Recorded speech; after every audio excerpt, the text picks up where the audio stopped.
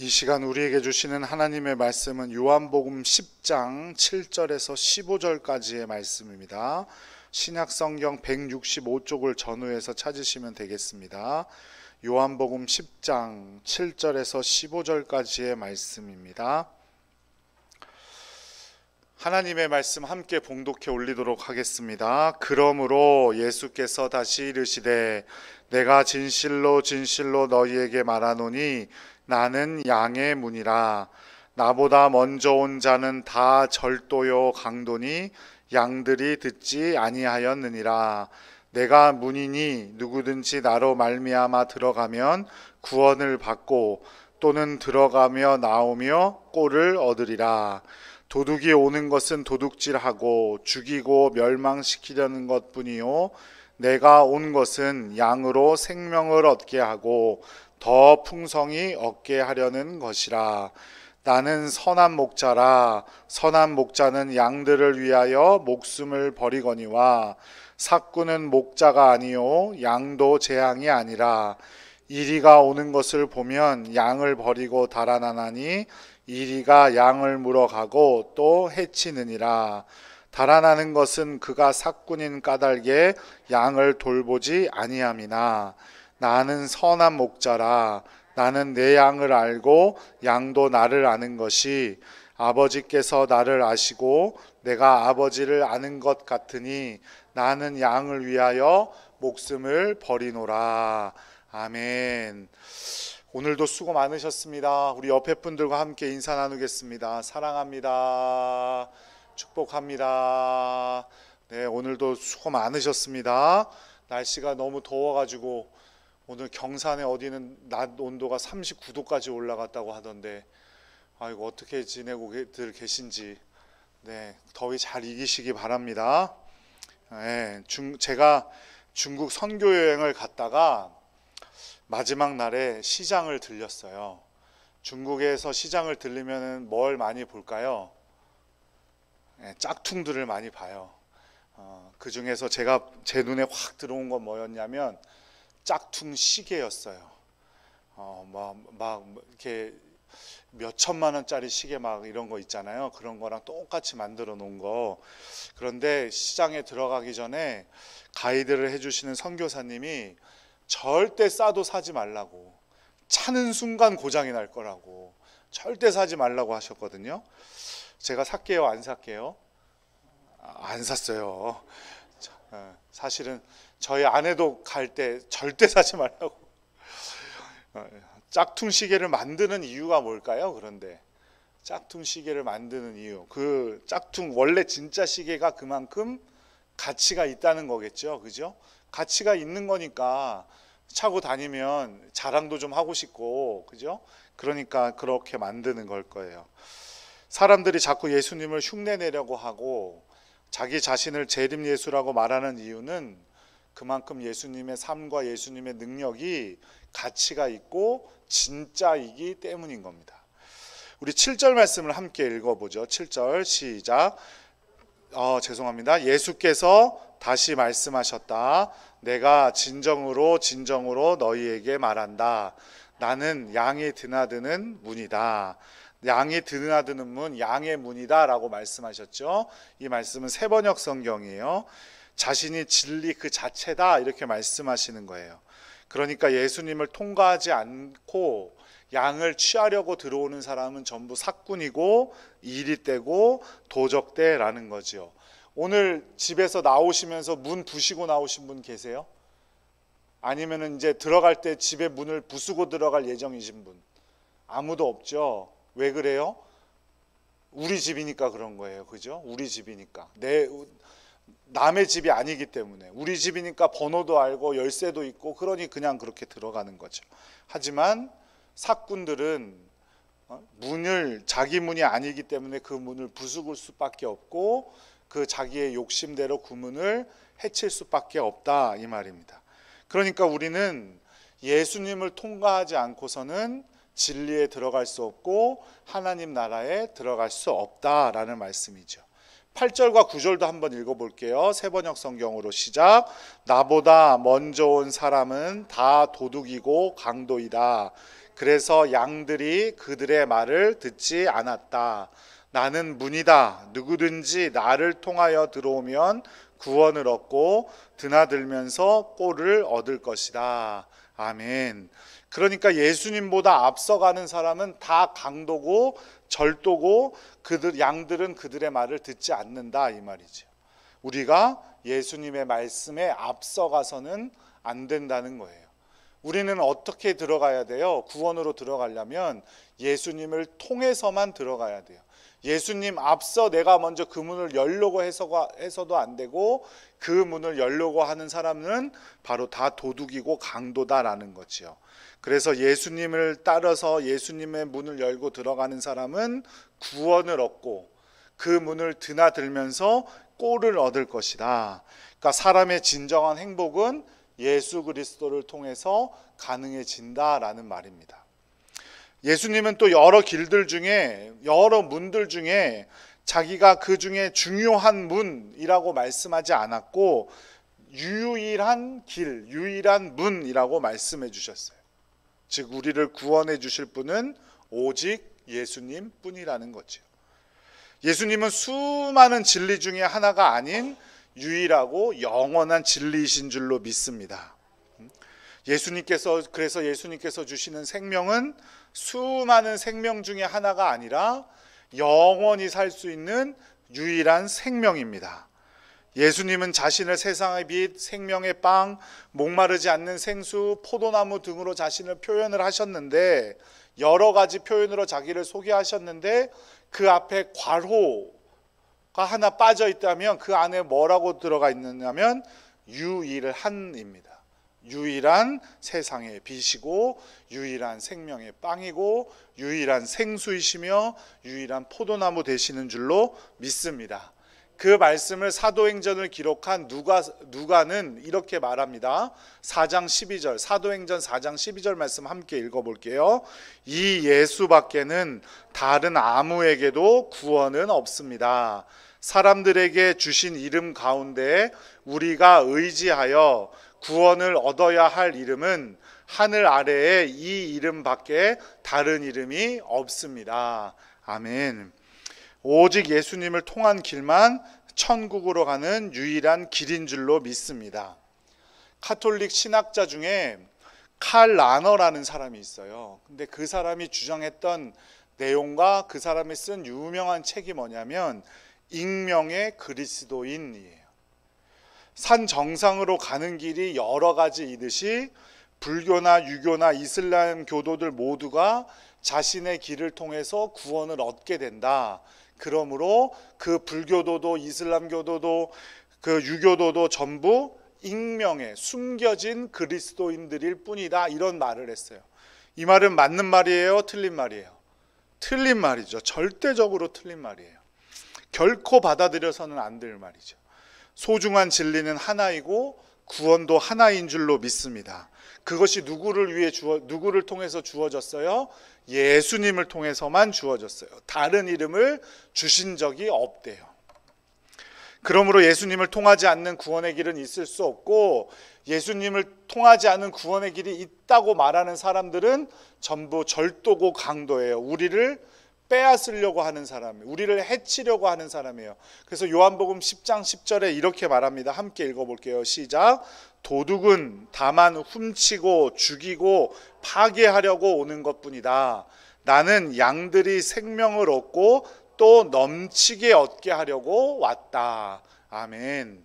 예수님께서는 나는 생명을 얻게 하기 위해서 온 거다. 하지만 나를 통하지 않고 양들에게 접근하는, 구원이 있다고 말하는 그 모든 사람들은 훔치고 죽이고 파괴하는 것이다. 이렇게 말씀하고 있습니다. 예수님을 통하지 않는 길은 처음에는 그럴듯해 보여요.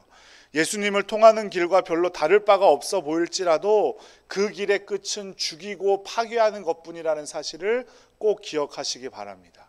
그래서 우리가 이단할 때 이는 다를 이자고 다는 무슨 단자라고요? 끝단자예요. 끝이 다르다 이 말이에요. 처음에는 비슷해 보일지라도 그 끝은 완전히 다른 겁니다.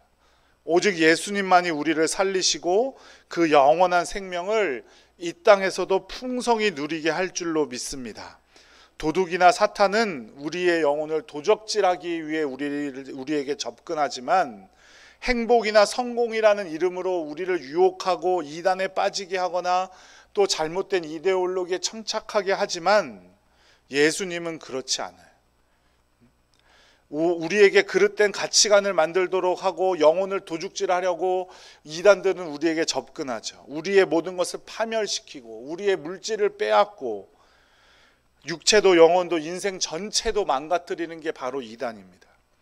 하지만 예수님은 십자가의 죽음을 통해서 더 많은 사람들에게 생명을 주셨고 또 더 많은 사람을 구원하시기 위해서 다시 오시겠다는 약속을 조금씩 조금 더 미루고 계신 거예요.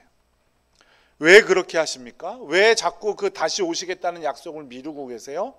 우리를 너무나 사랑하셔서 우리 모두가 구원받기를 원하시기 때문이에요. 그 사랑 때문에 우리에게 영원한 생명을 주시기 위해서 자신의 목숨을 버린 분이 예수님이고 또 그분이 다시 오셔서 우리에게 영원한 생명을 주실 줄로 믿습니다. 예수님은 우리를 너무나 사랑하셔요. 그래서 풍성히 넘치도록 하신대요. 그 생명을 풍성히 넘치도록 하신다. 풍성하다라는 단어에는 그 말의 어원을 살펴보면 파도를 일으키다라는 뜻이 있어요. 파도를 일으키다. 파도는 한 번 오고 안 오던가요? 아니죠. 작을지라도 계속해서 끊임없이 와요. 그죠? 끊임없이 출렁이며 바닷가로 밀려왔다가 사라집니다. 이처럼 풍성함이란 끝없이 채워주신다는 이미지를 가지고 있는 거예요. 그리고 풍성하다라는 초과하다라는 의미가 있어요. 초과하다. 오병이어의 사건으로 5,000명이 먹고도 12바구니가 남았다 그랬죠. 그죠? 그 12바구니가 남았다가 바로 풍성하다라는 거예요. 그래서 이 물잔에 우리 주님께서 생명수 샘물을 풍성히 채워주신다라는 건 이 잔에 넘칠 만큼 찰랑찰랑하게 채워주신다는 의미가 아니고 이 잔에 흘러 넘쳐서 이 주위가 다 적셔질 정도로 부어주신다라는 의미가 바로 풍성하게 주신다는 의미예요. 100% 만족하고도 남는 것이 있다. 우리는 구원을 받고도 천국으로 가는 영원한 생명을 받았는데 또 풍성히 부어주신대요. 바로 무엇이냐면 이 땅에서의 삶이에요. 우리에게 영원한 생명도 주시고 이 땅에서도 풍성히 살도록 인도하여 주실 줄로 믿습니다. 이 땅에서의 삶도 남아 넘치고 파도처럼 끝없이 우리를 지켜주신다는 약속이 바로 나는 양의 문이다 라는 말에 담겨져 있음을 꼭 기억하시기 바랍니다. 예수님은 우리를 위해 풍성한 삶을 예비해 두셨어요. 우리는 구원을 받았을 뿐만 아니라 지금 현실의 삶 속에서도 넘치는 은혜가 있는 줄로 믿고 지금의 어려움들은 잠깐뿐이고 끝없이 밀려오는 파도처럼 주님께서 우리에게 은혜를 부어주신다는 사실을 믿고 위로받는 여러분들 되시기를 간절히 축복합니다. 그래서 시편 23편 1절에 보면 이렇게 말합니다. 세 번역으로 함께 읽어볼게요. 시작. 주님은 나의 목자시니 내게 부족함이 없어라. 아멘. 주님께서 우리의 목자가 되어주시고 우리의 양의 문이 되어주시니 모자람이 없습니다. 삶에 모자람이 없는 것은 물론 차고 넘치는 은혜가 파도처럼 넘칠 줄로 믿습니다. 돈도 건강도 성공도 주님을 나의 목자로 삼을 때 부족함이 없게 되고 파도처럼 넘치게 될 줄로 믿습니다. 시편 23편 5절도 한번 읽어볼게요. 시작. 주님께서는 내 원수들이 보는 앞에서 내게 잔치상을 차려주시고 내 머리에 기름을 부으시어 나를 귀한 손님으로 맞아주시니 내 잔이 넘칩니다. 아멘. 여기서도 넘친다는 표현이 있지요. 주님은 우리에게 맛있는 식사를 마련해 주시고 귀하게 대접해 주시고 그리고 내 잔, 즉 내가 받을 수 있는 대접보다 내가 누릴 수 있는 것보다 훨씬 더 크게 대접해 주신다 이 말입니다. 우리가 주님을 통해 그 생명의 길을 갈 때 영원한 생명을 주시고 이 땅에서 내가 누릴 수 있는 목보다 더 차고 넘치는 은혜를 파도처럼 계속해서 끊임없이 부어주실 줄로 믿습니다. 그 사실을 믿고 믿음으로 주님을 고백하는 복된 성도님들 되시기를 간절히 축복합니다. 11절부터는 예수님은 자신을 가리켜 뭐라 그러세요? 선한 목자다 이렇게 말하죠. 그 반대는 뭐예요? 삭군이다 이렇게 말해요. 목자라는 말을 현대적인 용어로 바꾸자면 아마 리더라고 말할 수 있을 겁니다. 좋은 리더십은 리더를 따르는 사람들을 살리고 변화시키는 능력이, 힘이 있습니다. 하지만 나쁜 리더십은 위기가 닥치고 상황이 나빠지면 자신을 따르는 사람들을 버리고 도망치기 바쁘죠. 오직 자신의 이익만 챙기고 약탈을 일삼습니다. 그러나 좋은 리더는 자기 목숨까지도 기꺼이 버리는 사람이죠. 그리고 오늘 본문 15절에 보면 예수님은 목자가 양들을 사랑하는 마음을 아버지가 자녀를 사랑하는 마음에 비유하고 있습니다. 15절 말씀 함께 읽어볼게요. 그것은 마치 아버지께서 나를 아시고 내가 아버지를 아는 것과 같다. 나는 양들을 위하여 내 목숨을 버린다. 아멘. 선한 목자는 양들의 수에 관심이 없고 양 한 마리 한 마리에 관심이 있습니다. 그래서 한 마리라도 양을 잃어버리면 나머지 양들을 우리에 두고는 위험을 무릅쓰고 찾아 나섭니다. 그것은 경제적인 논리로 보면 수지가 맞지 않는 일이에요. 하지만 사랑은 경제적 이익이나 논리가 아닙니다. 목자는 잃어버린 한 마리 양을 찾기 위해서 밤길도 마다하지 않고 잃어버린 양을 찾을 때까지 수고를 아끼지 않습니다. 그리고 양을 찾았을 때 크게 기뻐하고 또 기뻐하고 뭐까지 연다고요? 잔치도 연대요. 이런 목자를 성경은 선한 목자라고 합니다. 유대교에서 유대교인들은 하나님을 함부로 이름을 부를 수도 없고 하나님을 보면 죽는다고 생각을 하고 있었죠. 그런데 예수님은 그런 생각을 뛰어넘어서 선한 목자다 이렇게 말씀하신 겁니다. 세상 사람들이 생각하고 두렵고 멀리 계시는 하나님이 아니라 언제나 다정다감하게 자신의 양떼들을 살피시는 이미지로 말씀하시는 거예요. 항상 심판하고 죄를 짓는 사람들에게 징벌을 내리는 분이 아니라 약자들을 보호해 주시고 풍성한 꼴과 물이 있는 곳으로 인도하시는 분이 바로 자신이다. 내가 그런 목자가 되어줄게 라고 말씀하고 있는 겁니다. 바로 그 비유가 바로 탕자의 비유라고 우리가 알고 있는 이야기에 전적으로 드러나죠. 우리가 흔히 탕자의 비유 하니까 탕자가 주인공인 것처럼 생각하지만 사실은 그 이야기의 주인공은 아버지입니다. 오래 참고 용서하시고 희망을 주시는 분, 회복시켜 주시는 아버지. 바로 이런 의미에서 선한 목자다. 자기는 선한 목자다.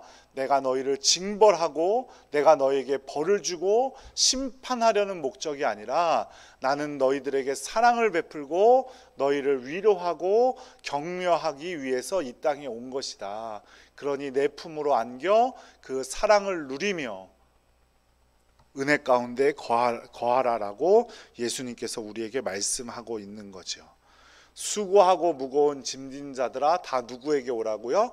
나에게 오라. 내가 너희를 쉬게 하리라 말씀하신 그 예수님의 말씀이 바로 선한 목자라는 말씀에 기록되어져 있는 겁니다. 선한 목자는 자신의 생명을 조금도 아끼지 않아요. 선함이라는 뜻은 착하다라는 의미라기보다는 진짜라는 의미죠. 진짜 목자다. 참 목자다. 참 목자는 양들을 위해 자신을 희생하고 목숨까지 버리는 사람이다. 바리새파 사람들이나 서기관들은 그 당시에 하나님을 어떤 분이라고 생각했을까요?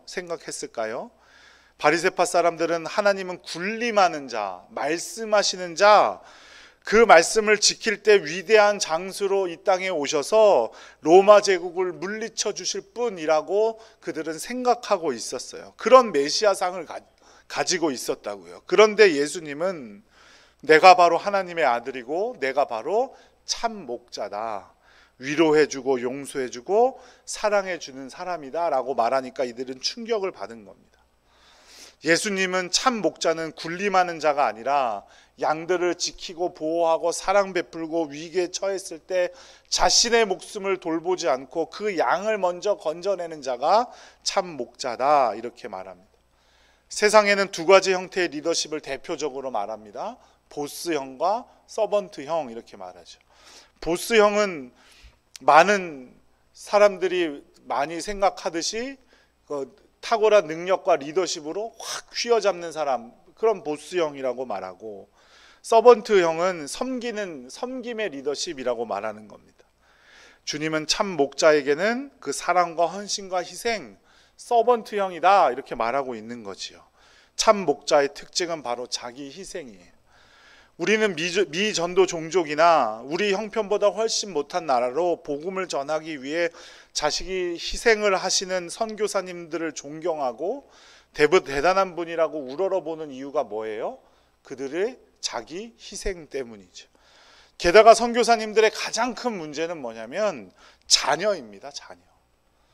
부모라면 자녀 교육을 포기하는 것이 쉽지가 않고 자녀가 잘 되기를 바라고 자녀가 힘들어하는 것 원하지 않죠. 하지만 대부분의 선교사님들은 교육을 포기하거나 혹은 떨어져 지내거나 둘 중에 하나를 선택합니다. 바로 자기 희생입니다. 그렇기 때문에 우리는 선교사님들을 존경하고 선교사님들을 위해 기도하고 선교비를 보내드리기도 하고, 이처럼 참 목자는 자기 희생을 합니다. 하지만 참 목자의 반대인 삭구는 그렇지 않아요. 이들의 특징은 목자인 척은 하지만 절대 목자가 아니라는 겁니다. 삭구는 양들의 자신의 것이 아니기 때문에 그들을 이용할 뿐이라는 겁니다. 이 말을 잘 들여다보면 삭군도 참 목자도 양은 자기 양이 아닌 거예요. 목자가 어떤 사람인지가 중요하죠. 목자는, 그 당시에 목자는 자기 양을 돌보는 사람들도 있지만 대부분의 사람들이 자기의 양을 돌보는 게 아니라 주인이 있는 양을 맡아서 그 양을 이끌고 푸른 초장과 물이 있는 곳으로 여행을 떠나는 겁니다. 긴 먼 여행을 6개월에서 8개월 정도. 그러면서 그 양을 잘 돌보고 6개월이나 8개월 후에 주인에게 돌려주는 거예요. 그러니까 양은 자기 양이 아닌 거죠. 그러니까 삭구는 자기 양이 아니기 때문에 자기 희생을 하지 않아요. 자기 목숨이 더 귀해요. 그리고 자기가 필요하면 얼마든지 배신까지 하죠. 그러니 양들에게는 처음부터 관심이 없습니다. 그래서 13절에 보면 그는 삭군이어서 양들을 생각하지 않기 때문이다 라고 말합니다. 삭군은 양들을 먼저 생각하지 않아요. 항상 자기 자신의 이익과 욕심이 먼저입니다. 하지만 우리 주님은 본래 하나님이신데 우리를 너무나 사랑하여 주시고 인간의 육신으로 입고 이 땅에 오셔서 채찍에 맞으시고 십자가를 지시고 보혈을 흘려주심으로 양들인 우리가 놀랍도록 넘치는 은혜를 받게 하셨죠. 그래서 10장 14절 보면 이렇게 기록해요. 새번역 성경에 보면 나는 선한 목자이다. 나는 내 양들을 알고 내 양들은 나를 안다. 참 목자는 내 양은 아니지만 내가 맡은 양들이 어떤 양인지 하나하나 다 알고 있다, 이 말이죠. 양의 주인은 따로 있을지라도 그것을 내 양이라고 표현하고 마치 내 것인 것처럼 최선을 다해 양들을 돌본다, 이런 말입니다. 선한 목자는 그만큼 양들을 아끼는 사람입니다. 그리고 목자들은 자기들만의 독특한 소리를 내서 양들을 모으는데, 그 푸른 초장이 자기만 가겠어요? 다른 목자들도 다 비슷하게 오겠죠. 그럴 때 자기 양을 모으는 방법이 그 목자가 독특한 소리를 낸다는 거예요. 휘파람을 부는 걸 수도 있고 어쨌든 모으는 소리, 그 소리를 듣고 그 양들은 목자를 찾아온다는 거예요. 그만큼 양들은 목자를 알고 목자는 그 양들을 돌보아 준다, 이겁니다. 그것이 마치 아까 10장 15절에서 말한 것처럼 자신의 자녀들을 돌보는 것처럼 목소리만 들어도 알고 사랑한다는 의미입니다. 10장 15절 다시 한번 읽어볼게요. 시작. 그것은 마치 아버지께서 나를 아시고 내가 아버지를 아는 것과 같다. 나는 양들을 위하여 내 목숨을 버린다. 아멘. 사랑하는 여러분, 예수님은 우리에게 참된 생명의 길로 들어가는 진짜 문이 되어주시고 또 참된 목자로, 진짜 목자로 우리를 지금도 돌보아 주시는 줄로 믿습니다. 이 땅에도 많은 짝퉁들이 있듯이 우리 주변에도 예수님을 흉내내는 짝퉁들이 넘쳐요. 짝퉁들이 있다는 것은 그 진짜가 정말 의미가 있고 가치가 있다는 의미입니다. 진짜이신 예수님을 진정으로 따르는 복된 성도님들 되시기를 간절히 축복합니다. 그럴 때 우리가 구원도 얻을 뿐더러 이 땅에서도 파도가 끊임없이 우리에게 밀려오듯 우리에게 주님의 은혜가 넘치고 또한 넘칠 줄로 믿습니다. 자기 희생을 통해서 세상 사람들에게 그 사랑을 경험한 우리가 자기 희생을 통해서 또한 세상 사람들에게도 사랑을 전할 수 있기를 간절히 축복합니다. 우리 시간 다 같이 기도하도록 하겠습니다.